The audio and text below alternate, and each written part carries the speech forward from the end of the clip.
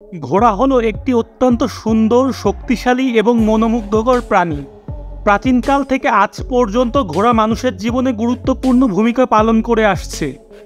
ঘোড়া সাধারণত 4টি প্রধান প্রজাতিতে বিভক্ত। প্রতিটি প্রজাতির ঘোড়ার নিজস্ব সৌন্দর্য ও বৈশিষ্ট্য রয়েছে। বন্ধুরা, আজকে আমরা পৃথিবীর সবচেয়ে স্মার্ট আর সুদর্শন এক ধরনের ঘোড়া সম্পর্কে জানব। ভিডিওটি শুরু করার পূর্বে আপনি যদি বাংলা টিউব চ্যানেলে নতুন হয়ে থাকেন তাহলে চ্যানেলটি সাবস্ক্রাইব করে বেল আইকনটিতে ক্লিক করে দিন। এই ঘোড়াটির নাম ফ্রেডারিক দ্য গ্রেট। এর শরীর বেশ পেশিবহুল, চামড়া খুবই চকচকে, কালো লম্বা কেশর আছে যা অনেকে দেখে অবাক হন।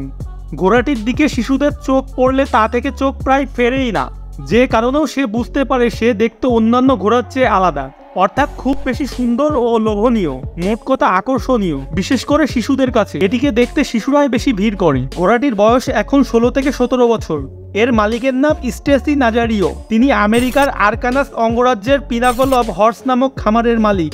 তিনি ফ্রেডারিককে যুক্তরাষ্ট্রে নিয়ে আসেন। তখন ঘোড়াটির বয়স মাত্র 6 বছর। তখন থেকে স্টেসি নাজারিও লালন পালন করে বড় করেছেন স্মার্ট ঘোড়াটিকে।